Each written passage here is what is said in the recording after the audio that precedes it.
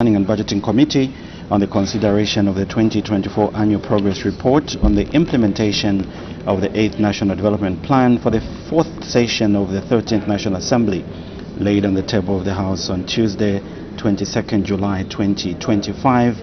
And the mover of this motion is the chairperson of this committee, Mr. Fred Jatila, who is a Momba Member of Parliament, and it was seconded by Mr. Anthony Mumba, and it was the Minister of Finance who was debating this motion. So in business resumes, the Honorable Minister of Finance, Dr. Stumbeko Musokotwane, MP, will continue debating.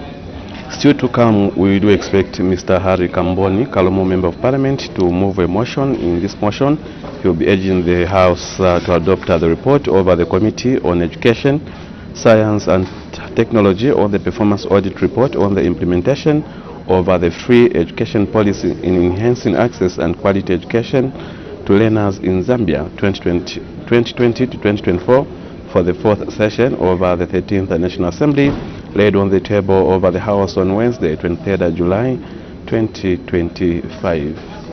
And we do have two bills that are coming up at committee stage. The National Road Fund Amendment Bill, National Assembly Bill number 2 of 2025, and the Border Management and Trade Facilitation Bill, National Assembly Bill number 5 of 2025. You can follow the proceedings on our official Facebook page, the National Assembly of Zambia, DSTV channel number 272, GoTV channel 28, Topstar channel 05 or channel 5. When business resumed at 14:30, 4 announcements were made, and the Right Honourable Madam Speaker did recognize the presence in the public gallery of pupils and teachers from Great North Road Academy in Lusaka District and Gemstone Academy in Lusaka District, and Madam Speaker did warmly welcome the guests or the visitors to the National Assembly. In the other announcement, Madam Speaker did acquaint the House with the presence in the Speaker's Gallery of the following members of Emeritus Parliamentarians of Africa in Lusaka. These are Honorable Dr. Michael Kaingu, President, Honorable Annie Chungu, Vice President, Honorable Kenneth Chipungu, Treasurer, and Honorable Professor Geoffrey Lungwangwa, Secretary General. And Madam Speaker, on behalf of the National Assembly of Zambia, did welcome the visitors to the National Assembly. We also had a delegation from the Parliament of Uganda as follows: Honorable Milton Muwama Kalulu, Member of Parliament and Chairperson, Uganda Parliamentary Alliance on Food and Nutrition Security, and Mr. Kizito Sendowoza, Coordinator, Uganda Parliamentary Alliance on Food and Nutrition. And on behalf of the National Assembly of Zambia, Madam Speaker did receive the distinguished guests and warmly welcome them to the Assembly. We now have Jason Manda as our sign language interpreter, exchanging with Chola Kauma, who was here earlier on. So Jason Manda, Joe Akatama, and myself will be on hand to give you live commentaries. For now, we'll cross over to the chamber we'll leave you with live visuals as we wait for the resumption of business. Remember, at the time business was suspended, the House was considering the report. Joe, the detail of that report before we cross over to the floor of the House. Yes, indeed, President. So in this report... okay, for now, we'll cross back to the floor of the House.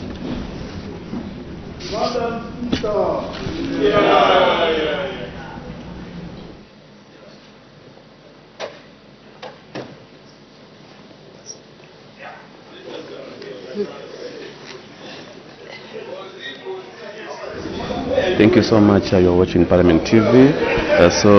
Mr. Fred Jatila did move a motion urging the House to adopt the report over the Planning and Budgeting Committee on the consideration over the 2024 Annual Progress Report on the implementation over the 8th National Development Plan for the 4th session of the 13th National Assembly, laid on the table over the House on Tuesday, 22nd July 2025.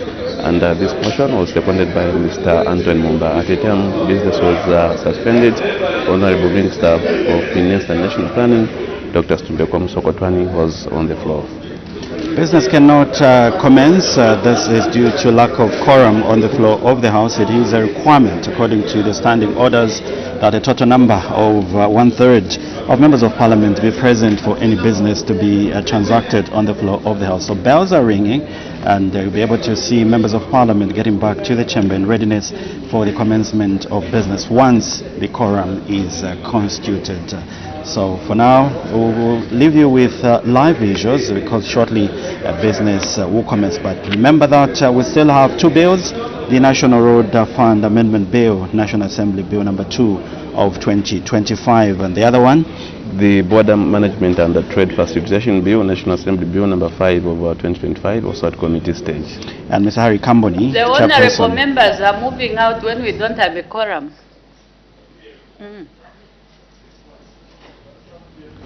And Mr. Harry Kamboni, chairperson of the Committee on Education, Science and Technology, will move a motion urging the House to adopt the report of the Committee on Education, Science and Technology on the performance audit report on the implementation of the free education policy in enhancing access and quality of education to learners in Zambia 2020 to 2024 for the 4th session of the 13th National Assembly. The document was laid on the table of the House on Wednesday, 23rd July 2025. So once the chairperson moves at the motion, if the seconder is ready to debate, the seconder will debate, and members of parliament will be given an opportunity also to debate this report. So at the moment, the bells are ringing, which means we do not have a quorum on the floor of the House, and at the time business was suspended for that 20 minutes health break, the House was considering a report over the Planning and Budgeting Committee, which was moved by Mr. Fred Jatila, urging the House to adopt the report of the Planning and Budgeting Committee on the consideration of the 2024 Annual Progress Report on the implementation of the 8th National Development Plan for the 4th session of the 13th National Assembly. The document was laid on the table of the House on Tuesday, 22nd July 2025. Like my colleague mentioned, it was seconded by Mr. Anthony Mumba, who is the Vice Chairperson of the Planning and Budgeting Committee. We'll leave you with live visuals as we wait for the quorum to be constituted. Keep watching Parliament Television.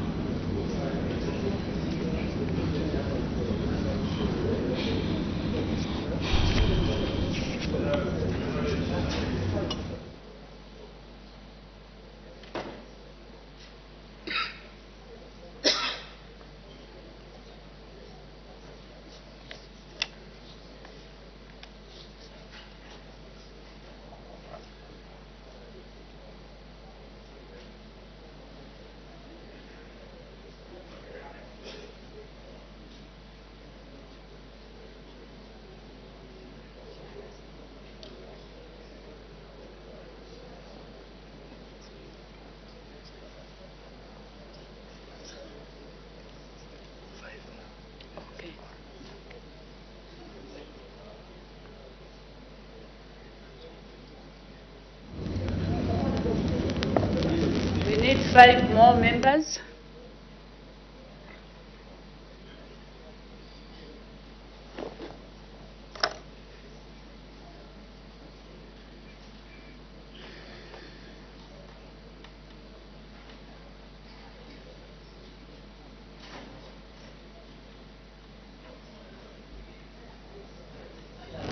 Well, thank you so much for still being with us on Parliament Television. The House is still lacking a quorum on the floor of the House, and the first Deputy Speaker just announced will give more 5 minutes the bells to ring. If the quorum won't be constituted, the House will adjourn. We do now have a quorum, and business, the House is ready to transact. Order. When business was suspended, the House was considering the motion moved by the Honorable Member for Momba that this House adopts the report of the Planning and Budgeting Committee on the consideration of the 2024 Annual Progress Report on the implementation of the 8th National Development Plan for the 4th session of the 13th National Assembly, laid on the table of the House on Tuesday, 22nd July 2025. The Honorable Minister of Finance was responding to the motion. May the Honorable Minister continue. Thank you, Madam Speaker. I was just saying before we closed that the big picture is that the development plan is being implemented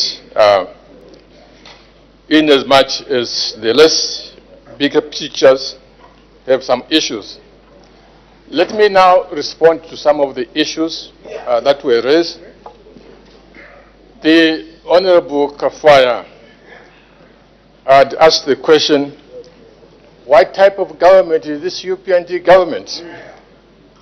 My answer is that UPND government is a very good government and a better government than the PF. What are my reasons for that? Number one, Madam Speaker, they were lamenting that the development plan is being underfunded.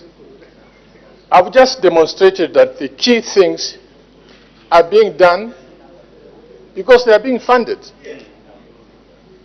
We could not fund completely as the budget because we are dealing with the same the problem that the PF government left behind, one of unsustainable debt. Now, in this budget, supplementary budget, we are paying a huge amount of money to clear the arrears of fuel that they left behind. When you clear those arrears, it means money for everything in the plan cannot be available because you are clearing the debt that you left behind. But the key things, we are funding those and they are being implemented. Madam Speaker, the colleagues were saying,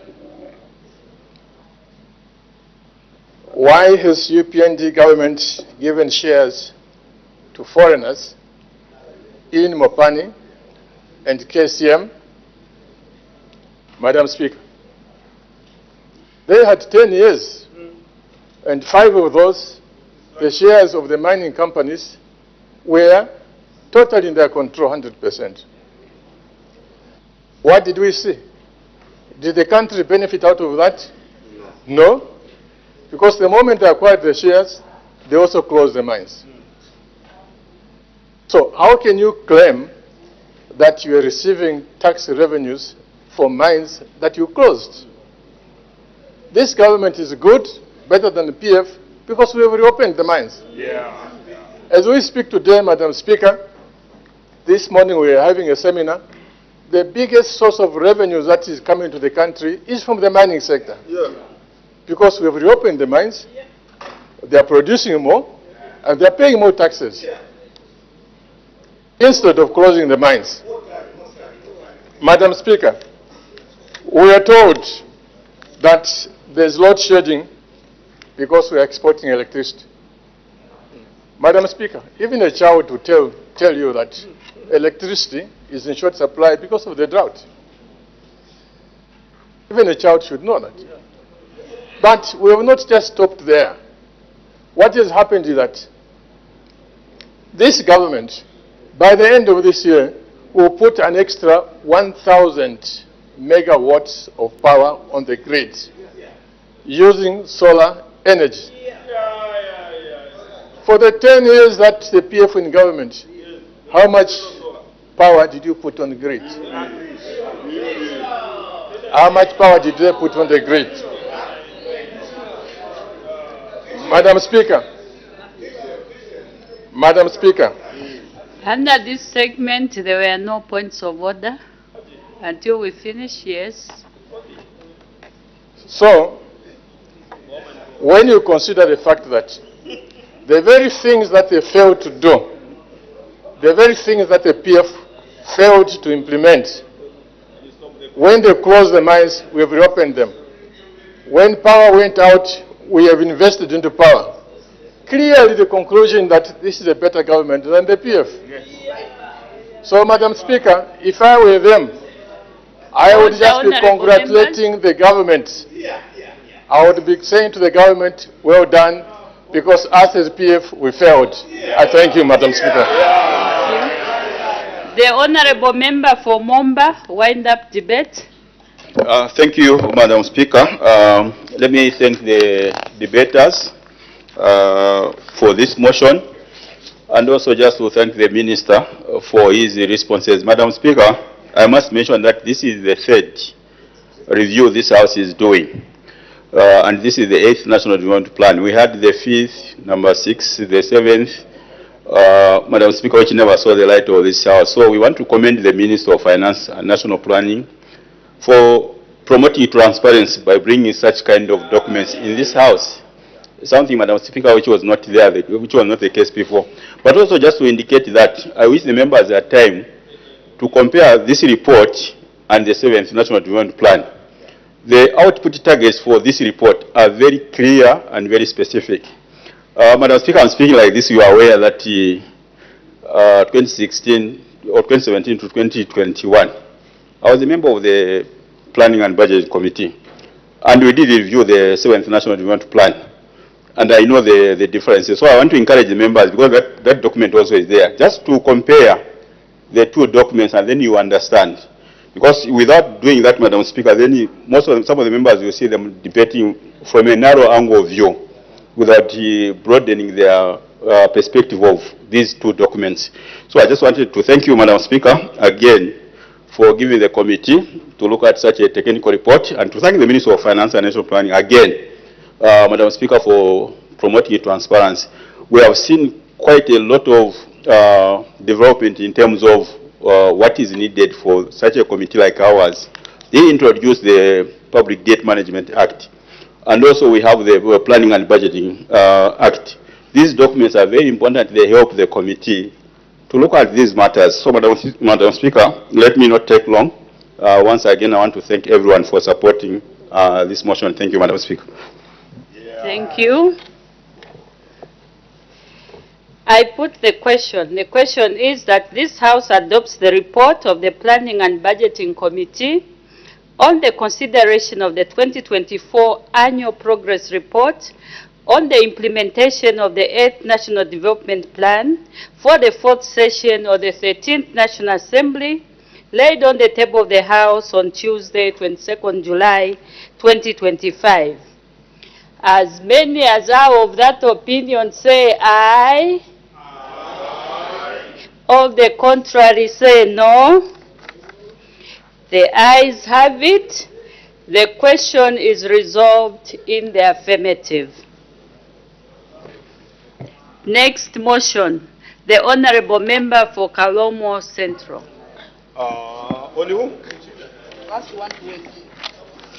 Madam Speaker, I beg to move that this House adopts the report of the Committee on Education, Science and Technology on the performance audit report of Auditor General on the implementation of the free education policy in enhancing access and the quality of education to learners in Zambia for the period from 2020 to 2024 for the 4th session of the 19th National Assembly, laid on the table of the House on Wednesday, 23rd July 2025. Thank you. The Honorable Member for Chiengi, you are raising a point of order on who? We don't know. On yourself. Thank you, Madam Speaker. It's the same point of order, Madam Speaker, I wanted to raise on the Minister of Finance. Then you said that moment, it was not a moment for point of order. Yes, because the Speaker, the one who was handling this motion, had ruled that she was not going to take any more points of order on the motion that was on the floor. So that's why I did not recognize you, because of the ruling that was made by Madam Speaker. So we've moved on to another motion. We can make progress. Is the motion seconded? Yes, Madam Speaker. Seconded by the Honorable Member for Milanzi. The question is that this House adopts the report of the Committee on Education, Science and Technology on the performance audit report on the implementation of the free education policy in enhancing access and quality of education to learners in Zambia, 2020 to 2024, for the 4th session of the 13th National Assembly, laid on the table of the House on Wednesday, 23rd July 2025. Any debate? The Honorable Member for Kalomo Central. Madam Speaker, pursuant to its terms of reference as set out under Standing Orders 207 of the National Assembly of Zambia, Standing Orders 2024, the committee considered the performance audit report of the Auditor General on the implementation of the free education policy in enhancing access and quality of education to learners in Zambia 2020 to 2024. Madam, in considering the audit report, the committee invited various stakeholders to present both oral and written submissions.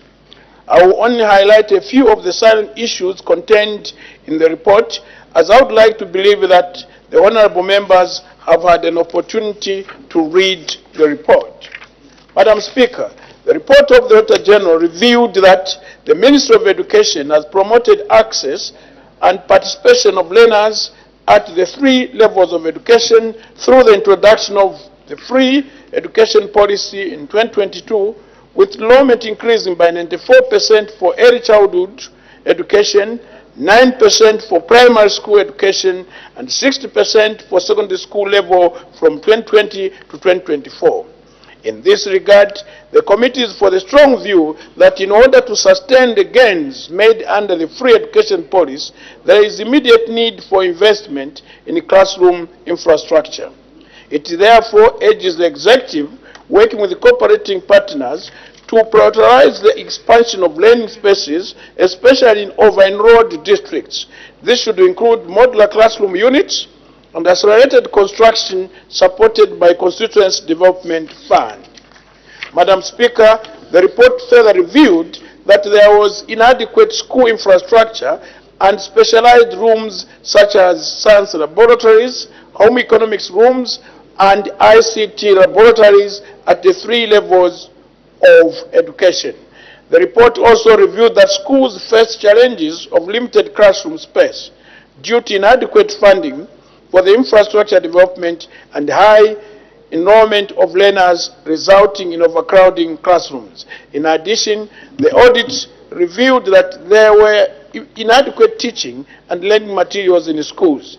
In this regard, the committee urges the executive to fasten infrastructure expansion and expedite the construction of early childhood education infrastructure. These efforts should align with the initiatives such as the Zambia Enhancing Early Learning Program and other cooperating partners. With regard to specialized infrastructure, the committee urges the executive to invest in ICT infrastructure and that this should be linked to the National Digital Transformation Strategy with support from ZICTA and other partners. With regard to science laboratories, the committee recommends that where possible, modular or mobile laboratories should be introduced in resource-constrained areas. Madam Speaker, the audit report also reviewed inadequate toilet facilities in schools, and the committee observes that this poses serious risk to health, safety, and learning continuity. It is also of the strong view that inadequate and unsafe toilet facilities could lead to disease outbreak and school closures, especially for young learners. The committee therefore recommends that the executive conducts a nationwide sanitation audit and work with health and local government authorities to construct more ablution blocks. The committee urges the priority should be given to schools without running water or gender-sensitive facilities. As I wind up, Madam Speaker, the committee is grateful to you and to the Clerk of National Assembly for the guidance and support rendered to it during the consideration of the report of the Auditor General on the implementation of the free education policy in enhancing access and the quality of education to learners in Zambia for the period from 2020 to 2024. The committee is also indebted to all the witnesses who appeared before it for their cooperation in providing the necessary memorandum that informed the committee's recommendations in the report. With these few words, I urge all members to support the report of the committee. Madam Speaker, I beg to move. Does the seconder wish to speak now or later? Now, Madam Speaker. The Honorable Member for Milanzi. Thank you, Madam Speaker. I wish to thank Honorable Member for Kalomo, Honorable Harry Kamboni, for ably moving the motion in which he has highlighted key issues in the committee's report. In seconding the motion, Madam Speaker, allow me to comment on a few committee's recommendations and observations.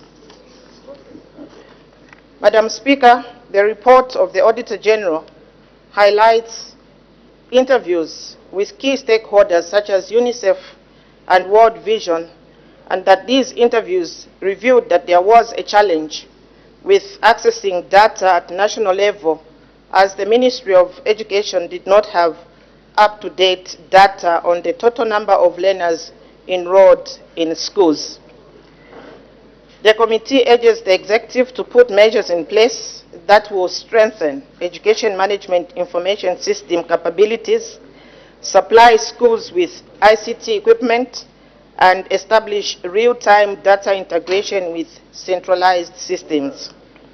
There is also need to devise strategies which will enhance connectivity of underserved rural parts of the country. Madam Speaker, the committee also urges for integration of smart care style systems, drawing lessons from the health sector. The adoption of a smart care-like platform for education would enable digital school-level data tracking, supporting better monitoring of enrollment and education management systems, among other benefits. Madam Speaker, with regard to availability of school desks, the committee notes that the Ministry of Education has continued to make notable progress in addressing the shortage of desks in schools across all levels of education.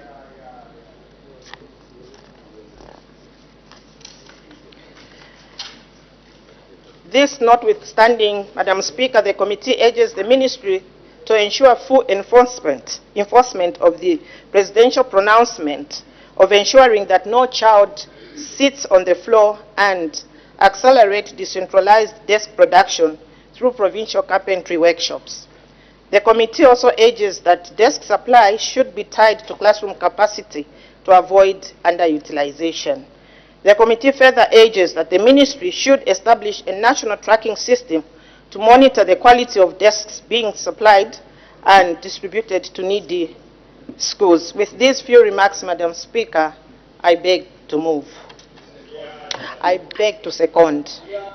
Thank you. Any further debate? The Honorable Member for Chaba North. Thank you, Madam Speaker, for according me this opportunity to add our voice as Chaba North constituency on your report, education, science and technology on the implementation of free education policy.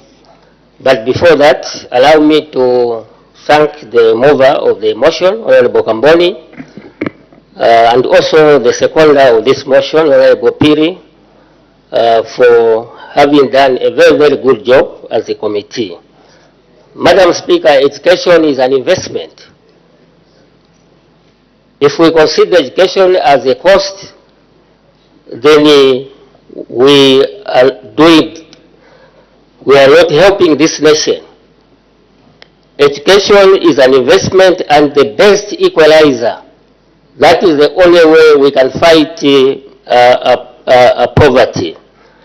Madam Speaker, I'm happy that our people have responded positively. The enrollment levels have increased as a result of free education policy. I know that most of us here who were educated during KK, I think we had free education from grade 1, I think up to university. So for that, it's quite gratifying. Madam Speaker, the free education policy has also come with its own challenges. the committee has highlighted the several challenges which the free education policy has come up with. For example, overcrowding. Madam Speaker, overcrowding, widening pupil-teacher ratio, inadequate classroom. Although government has made strides in recruiting more teachers, but that does not match it does not match the enrollment levels. You find that in a classroom there are 120, 150 students.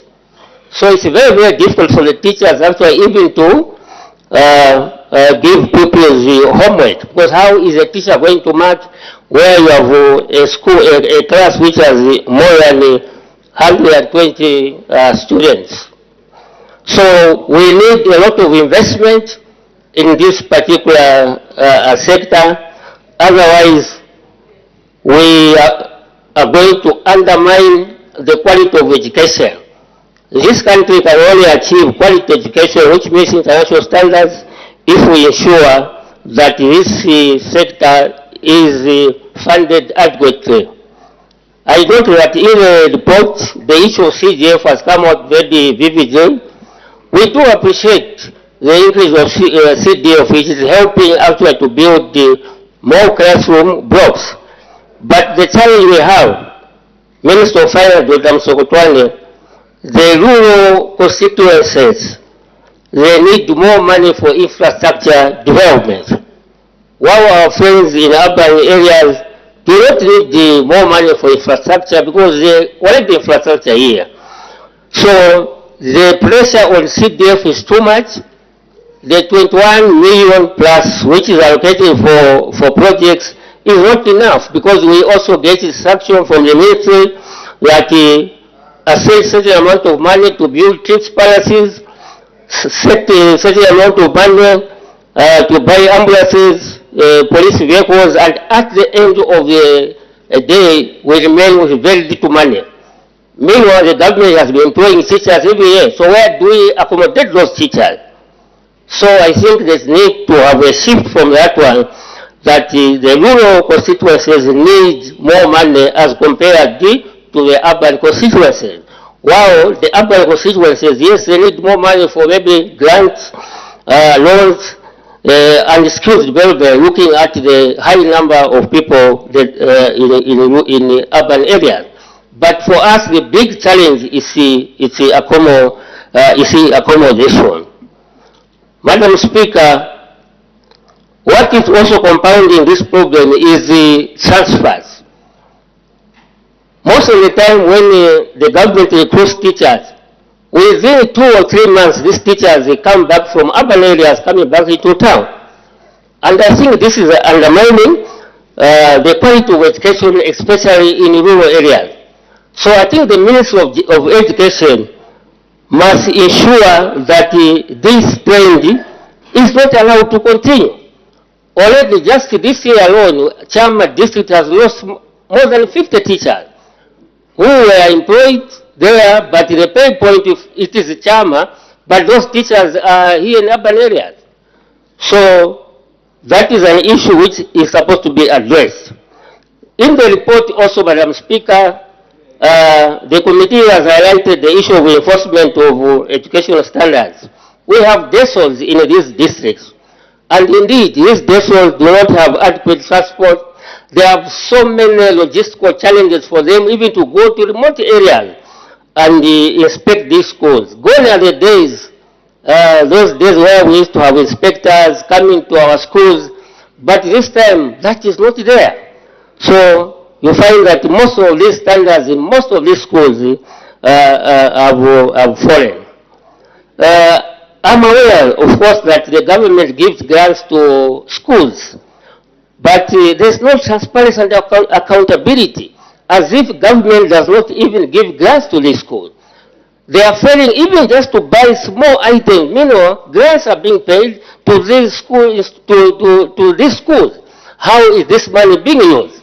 So I believe that the Ministry of Education must ensure that this is also looked into as quickly as possible. In conclusion, Madam Speaker, I want to thank the World Bank.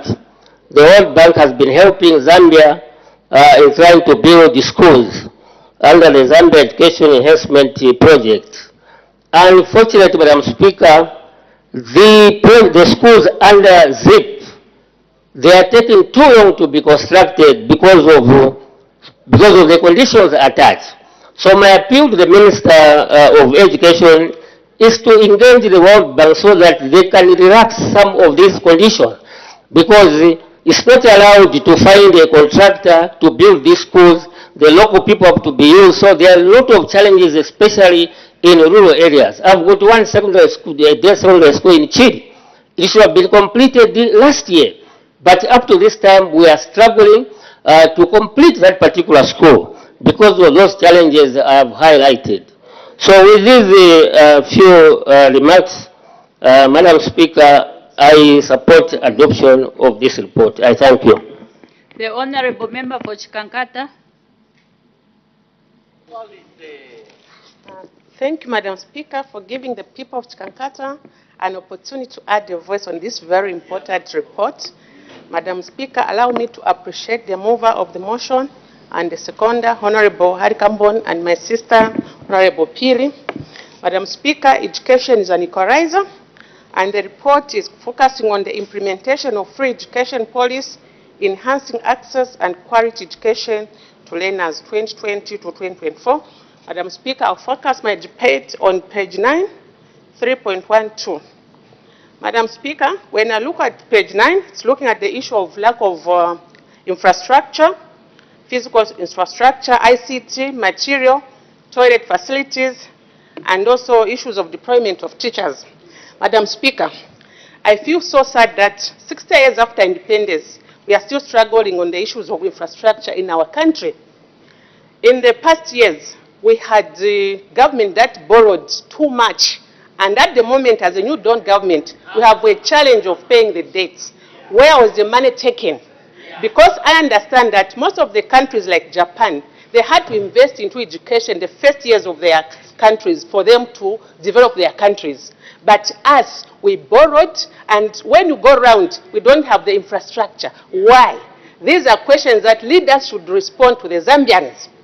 However, Madam Speaker, we are lack as a people because we have a responsible government under the new Dawn government, under the leadership of the President of the Republic of Zambia, Mr. Hakainde Hichilema. Madam Speaker, as we are talking right now, in responding to the free education policy, we are able to construct more classroom blocks. I'll give you an example of Chikankata. Chikankata, we are not constructing new schools, but we are constructing more classroom blocks so that we create more space to our children. Madam Speaker, under the new Dawn government, we've employed more teachers. This is a responsible government that understands that you can only develop a country when you educate your people. You can bring development in an area, but if people are not knowledgeable, they are ignorant, they will destroy the structure. But what we are doing under the new Dawn government, Madam Speaker, is to invest into education right now. We are going backwards. Instead of us investing more in industries, this time we are still investing in education. Why? We had the long leadership before us. This is the reason now we are able to deploy more teachers. However, we have a challenge of housing units whereby these young teachers, they are running away from the rural areas because of one, there is no clean water, there is no good housing units.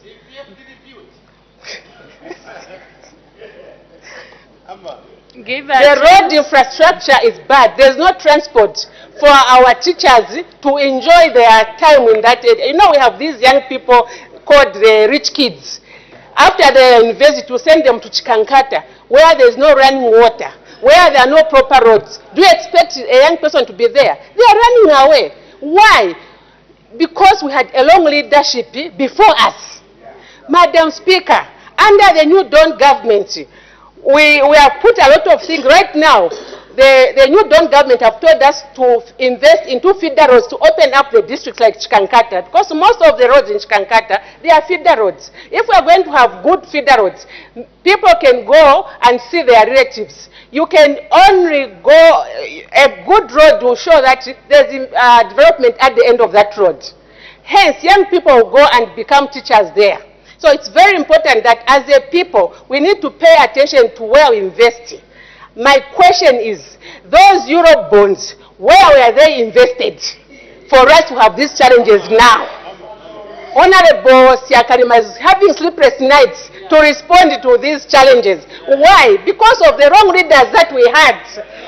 And like I said, Madam Speaker, is that we have a good leader.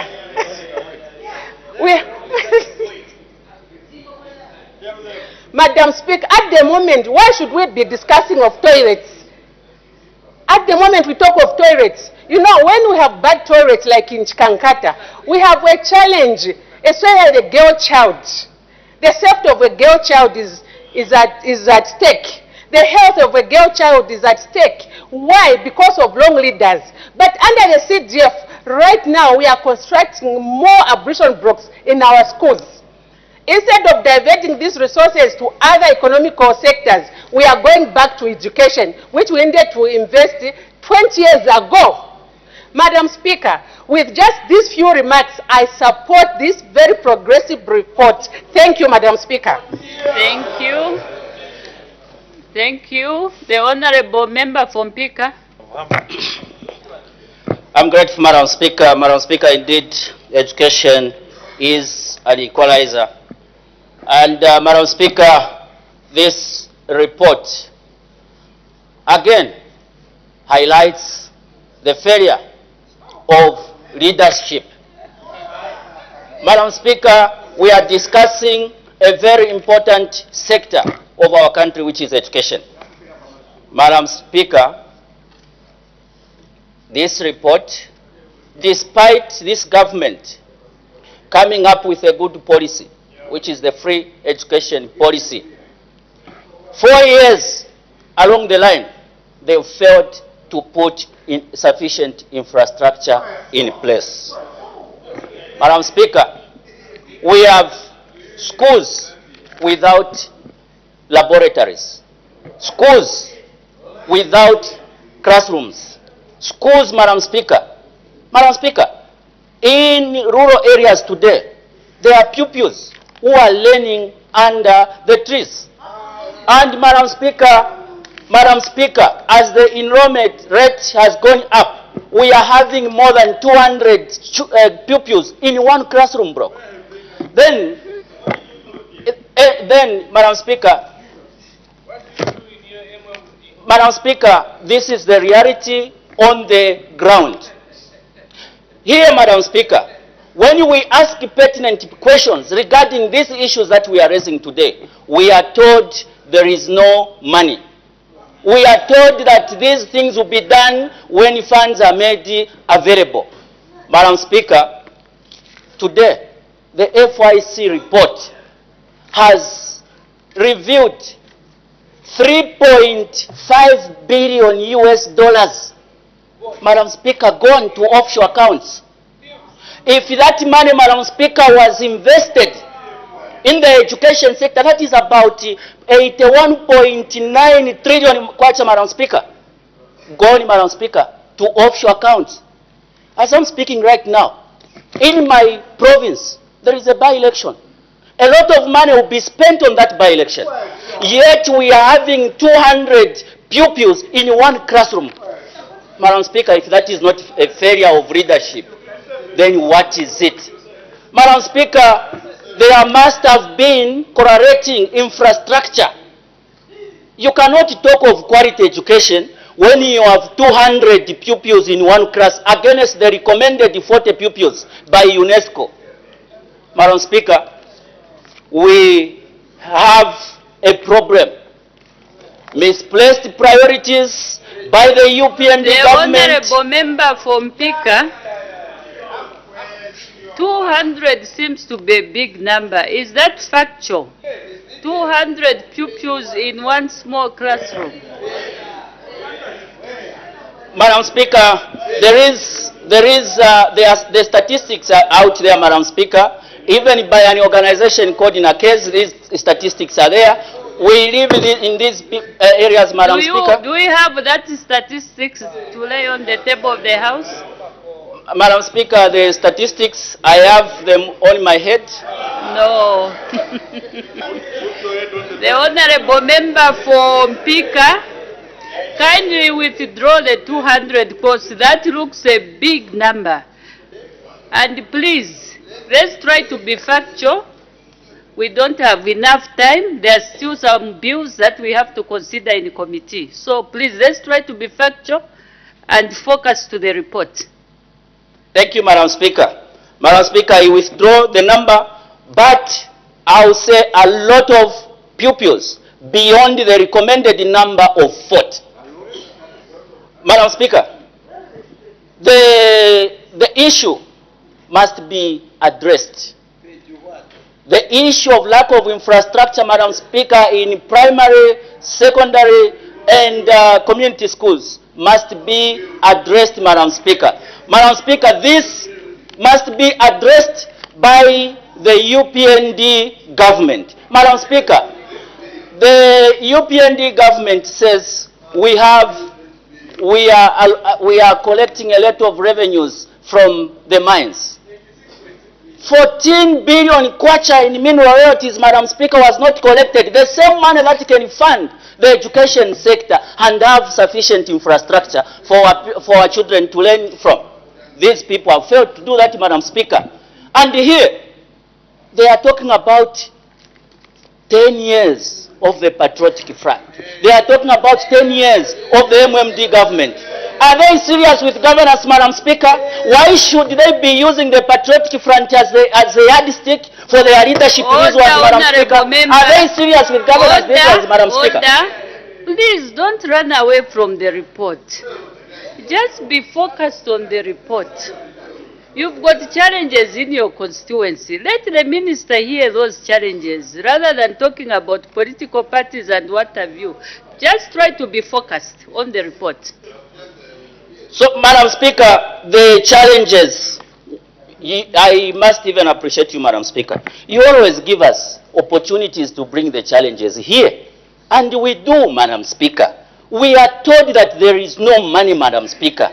But every month there is a by-election. Where does the money come from?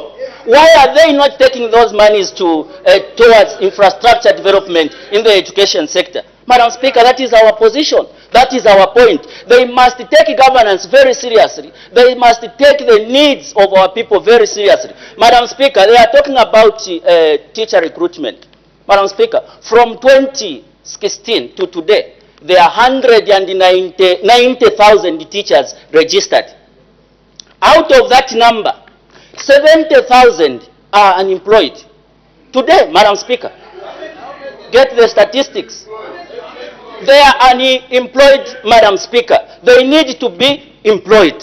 What are they saying? There is no money. A by-election, there will be money.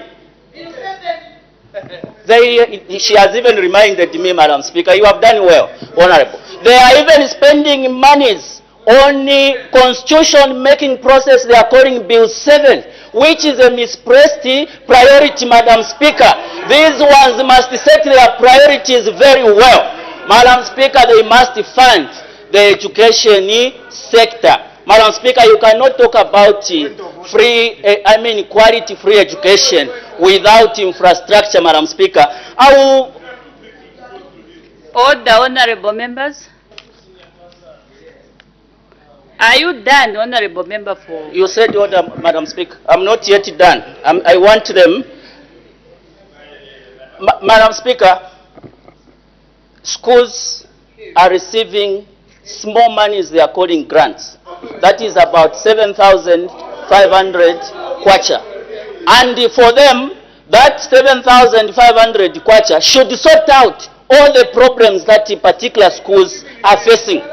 Madam Speaker, you cannot, as a government, take education in that direction where this government, the UPND government, is taking our education sector.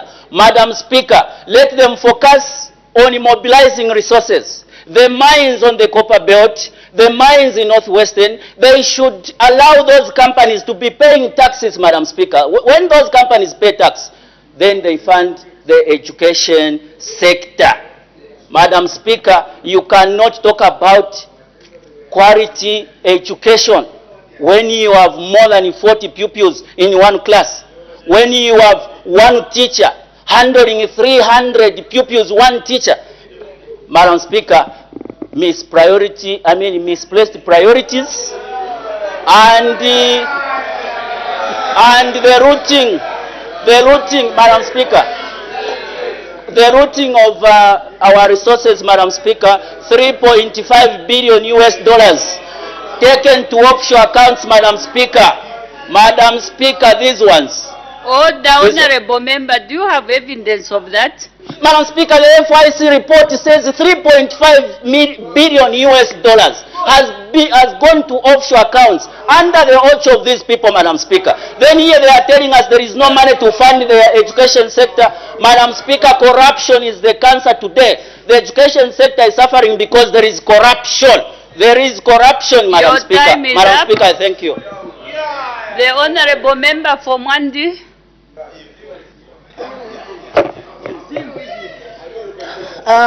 Madam Speaker, thank you so very much. The honorable member from Pika, please take your seat. Take your seat. No, it's against our standing orders. Take your seat. Madam Speaker, thank you so very much for allowing me, allowing the people of Mwandi to debate on the report on the floor of the House. Madam Speaker, I can see the honorable member wanted to run before I debate. I'm glad he's here to listen. Madam Speaker, I learned something from the members. They say, Ushitasha mwana wandoshi. And I just learned recently that they've revised it. Meaning to say that Ushitasha endoshi. Which means, Madam Speaker, they were saying that the person that does not give thanks is a what? Is a witch. I mean, is a child of a witch. But now they are saying, if you are not appreciative, you are the witch yourself. Madam Speaker, that's the members, not me. Madam Speaker, coming back to this report, free education, having read this report, they are saying ECE enrollment has increased by 94%. Primary school by 6%. Secondary school has increased by 60%. Madam Speaker, I'm looking at how long this government has been in government, which is slightly about 4 years. With 94% increment in enrollment, I'm wondering, and also the 60%. Madam Speaker, if you look at the 6% jump, you can clearly tell that these are children that were denied an opportunity to go to school by the former government. These are children, the PF. These are children, Madam Speaker, that also come from a rural constituency like mine, that wanted to go to school, but their parents could not afford school fees. Today, someone who says you failed is saying these children should have remained on the streets, not to go to school. 60% increment, Madam Speaker. Today, Madam Speaker, when you speak about education, for example, me being a girl who grew up in a rural constituency, I understand what the new Dawn government is doing, and also a girl, and also what the investment means. Madam Speaker, with this increment, or with the free education that the new Dawn brought, Madam Speaker, in my constituencies, there were early teenage pregnancies, a lot of them. But what is happening now, in my constituency, I'm seeing a reduction, even in teenage pregnancies, because of the introduction of free education. Madam Speaker, whoever comes and opposes what free education is doing, Madam Speaker, is a person who is heartless. Because what this government has done, Madam Speaker, is to give an opportunity to every child in this country to go back to school. Madam Speaker, I sat in this parliament when I saw a 40-year-old that came and appeared in parliament that has been given an opportunity to go back to school. Madam Speaker, that is a woman that didn't see the light at the end of a tunnel, because education was being, you had to pay for education. She came and appeared before this parliament, Madam Speaker. That is the woman that was denied free education. Madam Speaker, when people say CDF is not doing anything, I wonder. And to people that are listening out there, let's make sure that 2026 is near. Let's watch our leaders and what it is that they are doing. Madam Speaker, through free education, we've managed to take classroom blocks in Mandi. I can tell you today that there's no child who's sitting on the floor in Mandi because of the investment that we've done through CDF. Madam Speaker, I can tell you that there are children that walk 22 kilometers for them to be able to access school. With the introduction of free education, Madam Speaker, we've been able to take classrooms closer to the children. But not only classrooms, Madam Speaker, we've also been able to take water and facilities closer to the children, just to make sure that the children have access and their future is brightened. Madam Speaker, the other thing that I wanted to speak about is in regards to the teachers that are in rural constituencies. Madam Speaker, this government has done an excellent job. We have seen, Madam Speaker, teachers that sat. I saw a teacher that was being recruited, having sat for more than 8 years without being deployed. Yes, the gap still exists. But with what this government has done, it has shown a lot of commitment to making sure that we can take the children to classes, but also making sure that we are taking grants to other schools by also employing teachers. When I went into Manda as a member of parliament, Madam Speaker, the norm was having one teacher at the school, only one, from grade 1 to from grade 7. Today, my Honorable Minister of Education, I want to congratulate you as I'm debating this report. The situation is different. We might have challenges here and there, but your commitment has yielded a lot of results. And I can tell you, this investment, Madam Speaker, is going to show in later years, because the children that were on the streets have gone back to school. The teachers that were languishing for many years are now teaching and have been deployed by this government. Yes, we might have challenges, but your commitment is unmatched. And I want to congratulate the New Dawn government for the works that they've done. Madam Speaker, all I'm also trying to say is that let's also invest through the Ministry of Technology to making sure that we can have smart classrooms. What we are doing, Madam Speaker, right now is without access to internet services. The children that are growing up in rural constituencies do not stand a chance to competing with children that are growing in the urban areas. You know, Madam Speaker, when it comes to them competing for bursaries, it doesn't matter where you come from. The bursaries are not decentralized. That means that our children are competing with children that are e-learning and are able to learn from smart classrooms. As we are looking at education, let's make sure that we can prioritize that. Please, let's take towers to rural areas. Madam Speaker, I also wanted to speak about the plight of the teachers in the rural constituencies. You know, you find that a teacher has been there, Madam Speaker, and maybe they have not gotten it. The grade has been wrong for a long time. Ministry of Education, if there is any people that we need to prioritize, are the people that are teaching in our rural constituencies. There is so much that they go through just to make sure that they can take care of our children that are there. As we are doing everything possible, and we are very grateful with what we've done, let's prioritize our teachers in the rural constituencies. What we can guarantee, the Minister, Madam Speaker, is that through the CDF that has been given to us, we are building classroom blocks, we are taking water closer to the children, and we are making sure that the schools are also coming with flashable toilets. Madam Speaker, in supporting this report, I want to congratulate the New Dawn government. Every child who has tested free education cannot fight this government, or any parent whose child is benefiting from this free education can only praise and support this government. With that being said, Madam Speaker, I support the report. Thank you. Under 4 minutes, the Honourable Member for Chasefu before the Honourable Minister of Education. Thank you very much, Madam Speaker, for according me an opportunity to add a voice on this important motion, Madam Speaker. Under 4 minutes, Madam Speaker, I will start from the point where this afternoon someone asked what type of government is the New Dawn government. And I want to show the person who asked that question that this is the best government, Madam Speaker. Why is it the best government, Madam Speaker? Free education in this report. Members of the committee, I salute you. It has brought hope to the hopeless people in this country.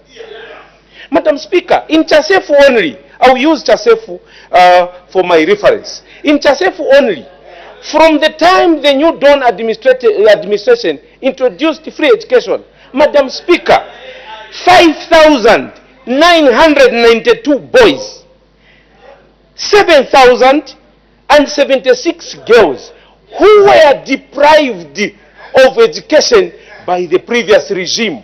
They are now back in school. In total, 13,068,000. Madam Speaker, what could have happened to these Zambians who could not afford to pay for their education? Now good policies coming from a government, they are now back in class. That is a right of every child. And we should salute those who are doing very well. Someone was saying, don't compare with, how do you rate? You can only rate those who are in government now, in education, what are they doing? And those who are there. Those who are there denied the 13,076 children of their right to education. In Chasefu only. Madam Speaker, just 2 weeks ago, Chasefu constituency has no boarding secondary school. Our children are going to Chama, our children are going to Lundazi, Rumezi, and all over the country. Most of them are ending up in day secondary schools, who are renting in shops and they cannot finish their education. 2 weeks ago, that minister, with the president of this republic, Hakainde Hichilema, released 146 million to finish up a secondary school, Madam Speaker, which was abandoned in 2013 by those who are now condemning those who are doing very well. Madam Speaker, I'm stating facts here. Madam Speaker, just last week, my Debs, Mr. Malaisha, was on TV announcing that since we started the CDF, 34 classroom blocks done in Chasefu, where our children were learning under trees, an abandoned area, rural, with no hope. In the 30,000 recruitment, we were given 473 teachers, locally recruited. Madam Speaker, these are facts we should put on record so that the Zambian people who are listening, they should be able to check. We should be rational politicians, stating facts as they are. Most of the time I wonder, we just want to put debates across with no facts. These facts I can tell you, Madam Speaker, 34 classroom blocks under CDF.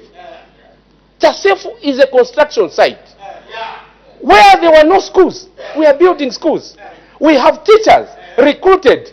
Children now going back to school. The free education policy by the New Dawn administration is admirable. And this is the real government. When we are talking about leadership, Madam Speaker, this is how you define leadership. So I want to state and add my voice to this one that I salute the President of the Republic of Zambia.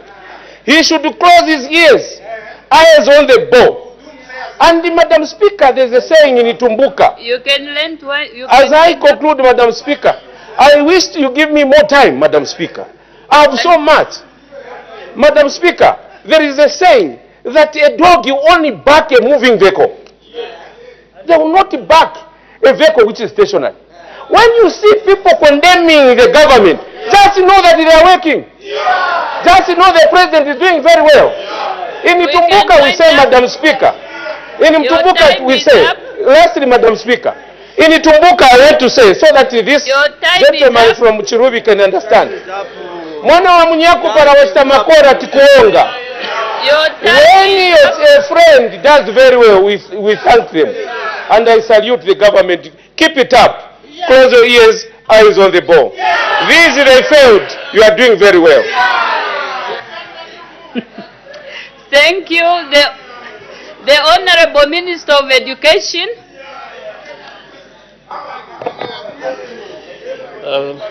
Madam Speaker, I rise to sincerely thank you for granting me this opportunity to contribute to the debate on this important motion, ably moved by the Honourable Member of Parliament for Kalomo Central, Mr. Harry Kamboni, and seconded by the Honourable Member for Milanzi, Ms. Merciana Piri. Allow me also to extend my profound appreciation to the committee for its thorough and diligent examination of the Auditor General's report on the implementation of the free education policy. The committee's work is commendable and reflects a strong commitment to accountability and transparency in public service delivery. The report tabled before this August House is both comprehensive and balanced. It clearly highlights the significant progress made since the introduction of the free education policy, spanning early childhood, primary and secondary education, while also objectively outlining the challenges encountered and the critical areas that require further improvement. Indeed, the committee's work is instrumental in informing policy refinement and strengthening service delivery in the education sector. It provides a valuable roadmap for ensuring that the gains achieved under this transformative policy are sustained and enhanced for the benefit of all learners across the country. Madam Speaker, since its introduction in 2022, the free education policy has transformed Zambia's education landscape, and the numbers that have been spoken speak to the tremendous strides we have made in expanding access to education, particularly for the most marginalized in our society. We acknowledge the commendation by both the Auditor General and the committee, as well as the recognition of programs such as the Orphans and Vulnerable Children Initiative, the Keeping Girls in School, the re-entry policy, and the expansion of the homegrown school feeding program, now benefiting over 4.6 million learners in 106 districts. Madam Speaker, while we celebrate this, we do so with a sense of responsibility and humility.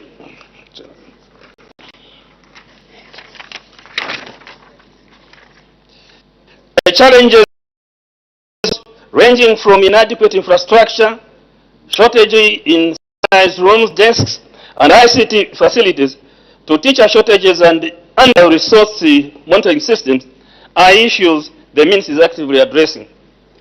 Through the Zambia Education Enhancement Project, the Zambia Enhancing Early Learning Program, the Constituent Development Fund, and support from our cooperating partners, we are investing in 150 secondary schools, 222 ECE centers, and over 1.4 million desks.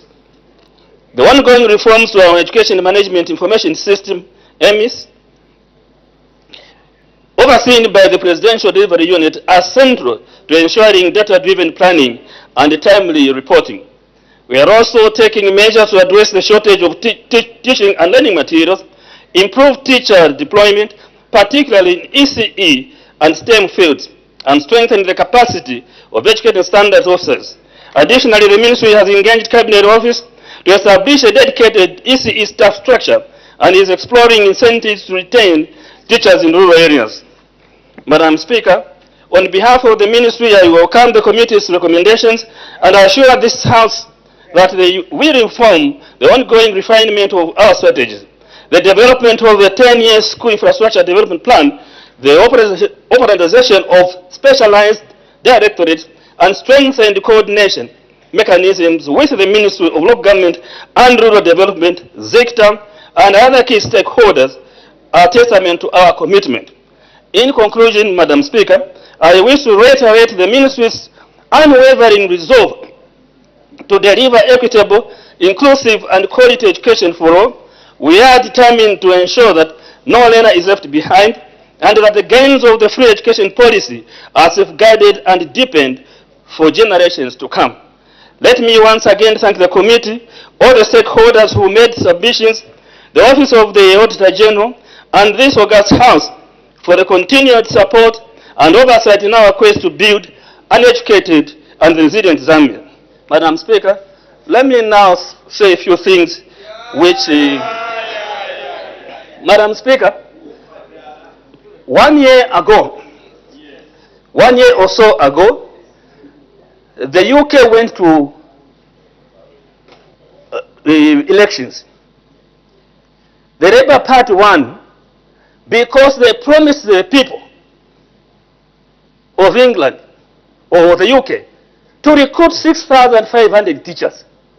A promise. This is a country which has 280 inhabitants, 280 million inhabitants.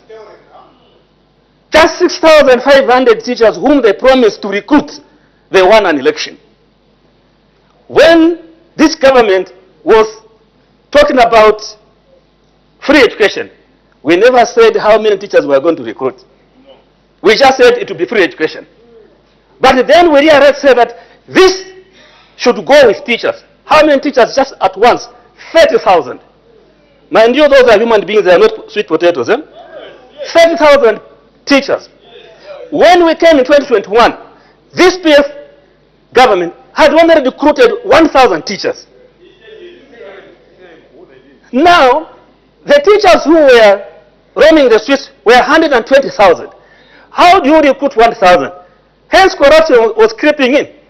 But just at once, within 3.5 years, we have recruited more than 42,000 teachers. Just within that. So, whilst we acknowledge that actually this free education had an influx of so many children in school, it was a good problem. It was a good problem. Where were these around 2 million children going to be in the next 20 years? We are going to grow vagabonds in this country. So you are better off, the school system is part of social control. A child has got a defined day, every day to go to school. That is how we control our society. And in any case, when we are talking about infrastructure, Madam Speaker, I've gone round this country. This PF started like a Joseph Member of Parliament was talking about. It was the whole country. Teachers' houses, school classrooms abandoned, some of them above 10 to 12 years. And then when we came, this is when we are now trying to finish off. So if these PF were recruiting at least even 10,000 every year, the backlog which is now around 117,000 or whatever, because we found it at more than 130,000. Now they are about 90,000. If they were recruiting 10,000 every year, we are going to have 100,000 within their 10 years. Today we couldn't have had this backlog. Those people. And even when, because sometimes I say that the power of social shame doesn't dawn on them. Sometimes if I were them, I couldn't even have been standing up to talk here. They wasted... The Honorable Minister, the word the total shame and parliamentary and a bit strong. Kindly withdraw it and replace it with a better word. It's a figure of speech. The power. But anyway, they are an embarrassment. A total embarrassment. They destroyed our school system. Today we are going to be talking about something else. Look at the way and we thank the Minister of Finance. By the way, it's the Minister of Education which gets a fair share in the entire budget for the past 4 years. If you include other, like CDF and whatever, you will reach 20% of our budget in the school system. So in the sub-region we are doing fine. And in any case, everywhere we go, you will find everybody says, how have you managed free education? It's like it's a dream to everybody. Even, I came late here, there are about 18 countries which were at our National Science Center. Everybody is admiring our school system. Now, you when you failed, today you want to look at us as failures. Before we even finish 5 years. And I can tell you, if Hagenda Hichilema went to Europe or to UK and said, I wanted to be Prime Minister, they can vote for him several times. Because 6,000 of the promise, him did 30,000 at once, and now more than 42,000, more than 43,000 teachers are in school. What I defined the 10 years of the PF is a lost and wasted decade. Thank you. The Honorable Member for Kalomo Central wind-up debate. Thank you very much, Madam Speaker. May I take this opportunity to thank my seconder, Honorable Piri. May I also take this opportunity to thank the debaters, Mutaya Chalo, Madam Sabao, Member of Parliament for Mandis, Fulo, Nyambose, and the minister has summarized it all, so I have very little work. He has said what is supposed to be said. Thank you very much. Thank you. I put the question. The question is that this House adopts the report of the Committee on Education, Science and Technology on the performance of audit report on the implementation of the free education policy in enhancing access and quality of education to learners in Zambia for 2020 to 2024 for the fourth session of the 13th National Assembly, laid on the table of the House on Wednesday, 23rd July 2025. As many as are of that opinion say aye. Of the contrary, the ayes have it, and the question is resolved in the affirmative. The clerk will now read the orders of the day. The National Road Fund Amendment Bill, National Assembly Bill number 2 of 2025, committee stage. I now consolidate orders number 1 and 2, and the House will now resolve into committee.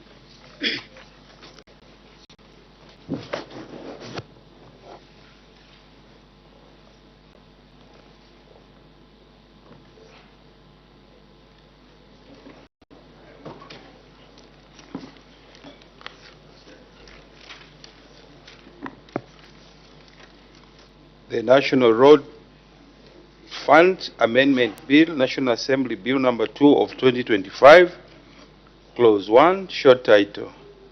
Any debate, any objection, Clause 1 is agreed to. Clause 2, insertion of Section 21A. Any debate, any objection, Clause 2 is agreed to.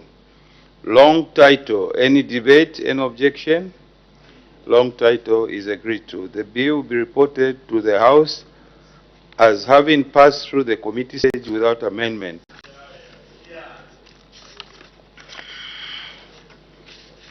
The Border Management and Trade Facilitation Bill, National Assembly Bill number 5 of 2025. Clause 1, short title. Any debate, any objection? Clause 1 is agreed to. Clause 2, interpretation. Any debate, any objection? Clause 2 is agreed to. Clause 3, application. Any debate, any objection? Clause 3 is agreed to. Clause 4, legislation relating to border control at the point of entry. Any debate, any objection? Clause 4 is agreed to. Clause 5, lead agency. Any debate, any objection? Clause 5 is agreed to. Clause 6, functions of lead agency. Any debate, any objection? Clause 6 is agreed to. Clause 7, constitution of steering committee on the trade facilitation. Any debate, any objection? Clause 7 is agreed to. Clause 8, constitutional of national trade facilitation committee. Any debate, any objection? Clause 8 is agreed to. Clause 9, functions of committee. Any debate, any objection? Clause 9 is agreed to. Clause 10, Secretariat of Committee. Any debate, any objection? Clause 10 is agreed to. Clause 11, Constitution of Border Management Committee and Joint Border Management Committee. Any debate, any objection? Clause 11 is agreed to. Clause 12, Trade Agreement. Any debate, any objection? Clause 12 is agreed to. Clause 13, Simplified Trade Arrangement. Any debate, any objection? Clause 13 is agreed to. Clause 14, One-Stop Border Post Agreement. Any debate, any objection? Clause 14 is agreed to. Clause 15, Publication of Border Agreement. Any debate, any objection? Clause 15 is agreed to. Clause 16, Number of appropriate authorities at the point of entry. Any debate, any objection? Clause 16 is agreed to. Clause 17, operating hours and days. Any debate, any objection, clause 17 is agreed to. Clause 18, coordinated border management. Any debate, any objection, clause 18 is agreed to. Clause 19, declaration powers. Any debate, any objection, clause 19 is agreed to. Clause 20, pre-clearance. Any debate, any objection, clause 20 is agreed to. Clause 21, establishment and designation of control zones. Any debate, any objection, clause 21 is agreed to. Clause 22, exclusive use area within control zone. Any debate, any objection, clause 22 is agreed to. Clause 23, border control in control zones by officer of adjoining state.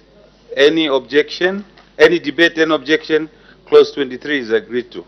Clause 24, joint controls. Any debate, any objection, clause 24 is agreed to. Clause 25, free movement of officer in control zone. Any debate, any objection, clause 25 is agreed to. Clause 26, appointment and number of officers in control zones. Any debate, any objection, clause 26 is agreed to. Clause 27, identification card. Any debate, any objection, clause 27 is agreed to. Clause 28, carrying of firearm. Any debate, any objection, clause 28 is agreed to. Clause 29, protection to officers and compensation. Any debate, any objection, clause 29 is agreed to. Clause 30, traffic control. Any debate, any objection, clause 30 is agreed to. Clause 31, equipment for official use. Any debate, any objection, clause 31 is agreed to. Clause 32, communication equipment in control zones. Any debate, any objection, clause 32 is agreed to. Clause 33, laws of adjoining state to apply in control zones. Any debate, any objection, clause 33 is agreed to. Clause 34, authorization in control zones. Any debate, any objection, clause 34 is agreed to. Clause 35, criminal acts for non-border control laws. Any debate, any objection, clause 35 is agreed to. Clause 36, access to control zones by facilitation agents. Any debate, any objection, clause 36 is agreed to. Clause 37, performance of functions in control zones. Any debate, any objection, clause 37 is agreed to. Clause 38, communication with officers.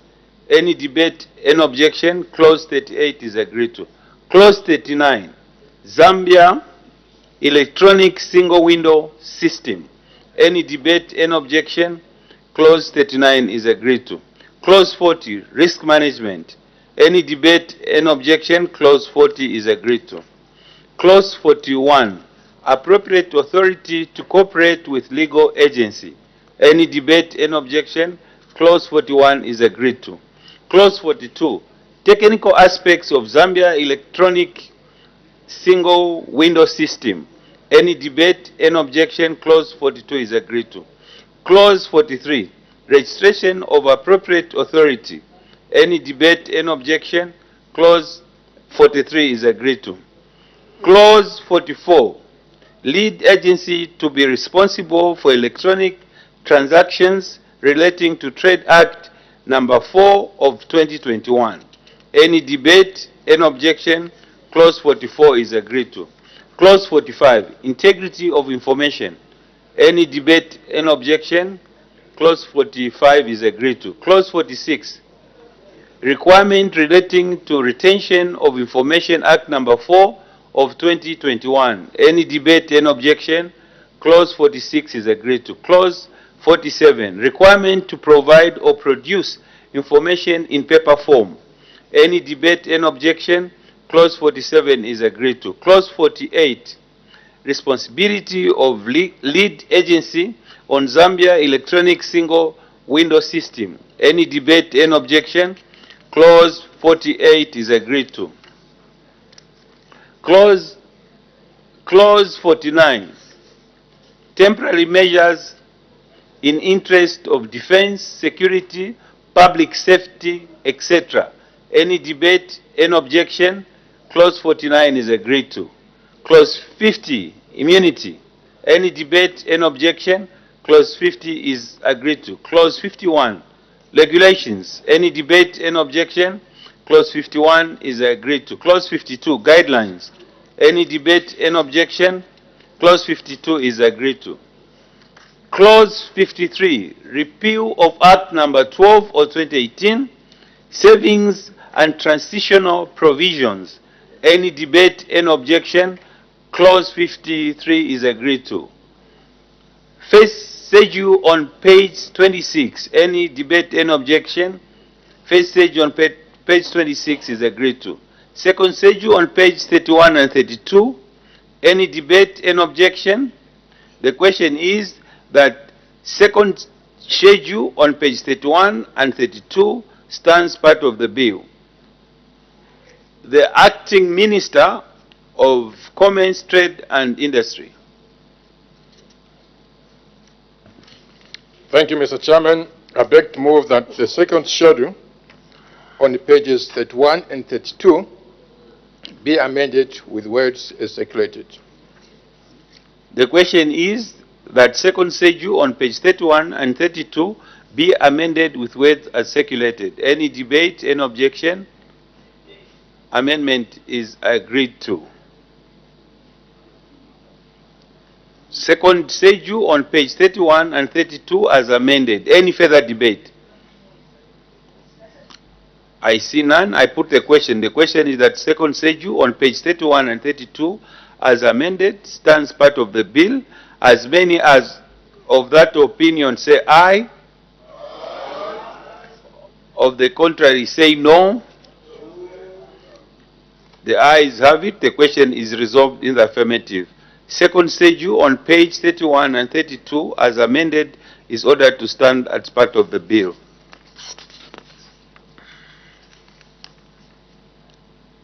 Third schedule on page 33. Any debate, any objection? Third schedule on page 33 is agreed to. Fourth schedule on page 35. Any debate, any objection? Fourth schedule on page 35 is agreed to. Long title. Any debate, any objection?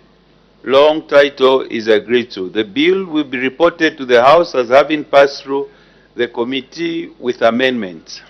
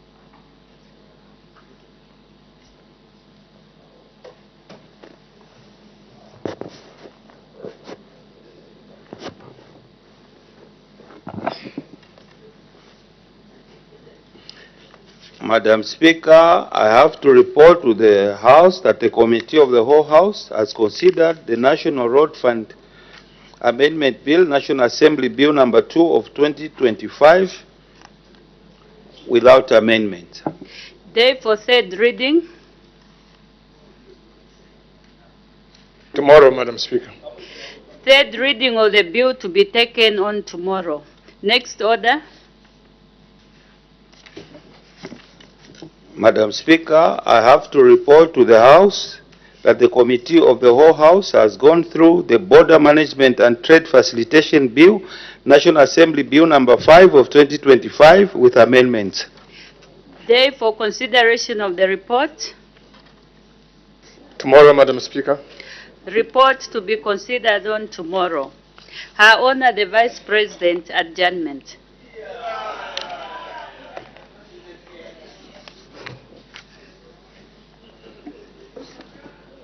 Madam Speaker, I beg to move that the House now adjourns. The question is that the House now adjourns. Any debate? Any objection? Order. The question is agreed to. The House is now adjourned.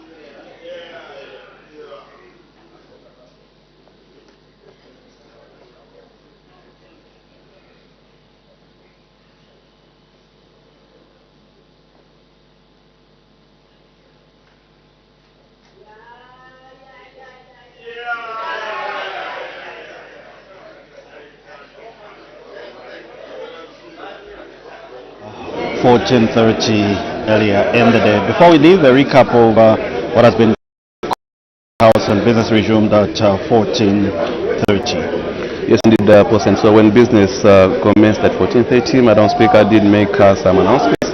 The first announcement, she recognized the presence in the public gallery of pupils and teachers from Great North Road Academy, as well as the Jamestown Academy in Lusaka District. And Madam Speaker, on behalf of the National Assembly of Zambia, welcomed the visitors to the institution.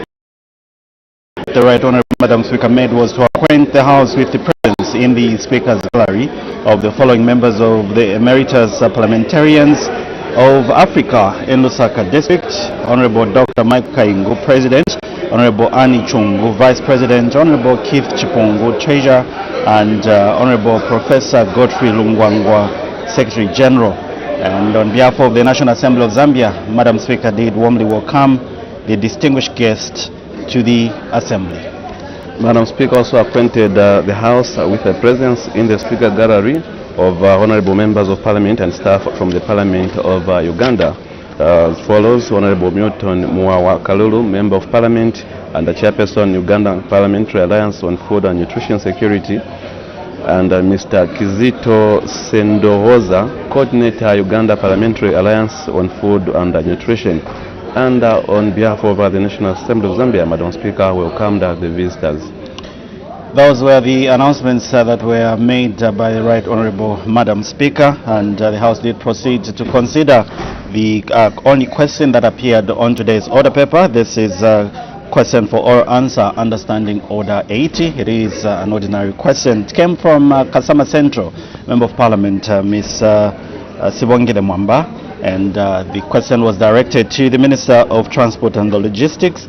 The member wanted to find out how many cases of motorcycle-related accidents were recorded countrywide as of March 2025. According to the minister's response, it said that a total of 682 road accidents were involved, and this was from the period of March 2020, just January 2025 to March 2025. And so those were the accidents that were recorded related to motorcycles. What measures the government is taking to ensure that motorcycles riders are trained and licensed before they start operating on public roads? And they say that government is implementing the following measures: practical and theory examination before they are issued their licenses, and also acquainting the riders with the Zambia Highway Code, and other measures that are being undertaken, and what other interventions are being taken to reduce the occurrence of motorcycle accidents and avert a rise in the number of deaths and loss of property. The minister did say that they've embarked on mobile registration of motorcycle and riders, and been engaging with other various stakeholders. So those are some of the measures that the Ministry of Transport and Logistics is putting in place to avert these motor bicycles accidents in Kasama Central. After consideration of that ordinary question, understanding order 80, the House went on to consider a motion which was moved by Mr. Fred Jatila. He is a member of Parliament. he did move a motion urging the House to adopt the report over the Planning and Budgeting Committee on the consideration over the 2024 Annual Progress Report on the implementation over the 8th National Development Plan for the 4th session over the 13th National Assembly, laid on the table of the House on 22nd July 2025, and this motion was seconded by Mr. Anton Mumba, the Vice Chairperson of the committee. The report was adopted. George, it has come to our attention that it is Lundazi Central Member of Parliament, Ms. Brenda Nyirenda, who happens to be the Vice Chairperson of that committee. Mr. Anthony Mumba is just an ordinary member of that committee. There was a consideration of another report, and this report came from the Chairperson of the Committee on Education, Science and Technology, Ms. Harry Kamboni, who is Kaloma Central Member of Parliament. And this motion was seconded by Ms. Medesiana Piri, and it was urging the House to adopt the report of the Committee on Education, Science and Technology on the performance audit report on the implementation of the free education policy in enhancing access and quality of education to learners in Zambia 2020-2024 for the 4th session of the 13th National Assembly. The document was laid on the table of the House on Wednesday, 23rd July 2025, and when the question was put, the motion was adopted. Yes, indeed, and the House went on to consider the National Road Fund Amendment Bill, National Assembly Bill number 2 of 2025. The bill passed through the committee stage without amendment, and third reading is expected to be taken tomorrow, 25th July 2025. You may proceed and finish the other bill that was considered on the floor of the House, Joe. Yes, indeed, President. So the other bill which was considered was the Border Management and Trade Facility Bill, National Assembly Bill number 5 of 2025. This bill passed through the committee stage with amendment, meaning report to be taken tomorrow, 25th July 2025. I'd like to say thank you so much for your time on behalf of my colleague Joe Katama, and indeed not forgetting Jason Manda and Chola Komban. Those two are our sign language interpreters. The entire production crew, Stan Piri has been on hand, being our director, not forgetting Wanji Kobe, Smart Lungu, and Emmanuel Kaluban, David Mulenga, and on the graphics had Monica Kunda. My name is Paul Ndovi. Thank you so much. Join us tomorrow at 8 hours when we open the station. Remember, the station opens at 8, and we'll have business of the house resuming at 9 hours. God bless and have a fantastic evening as we close the station this evening.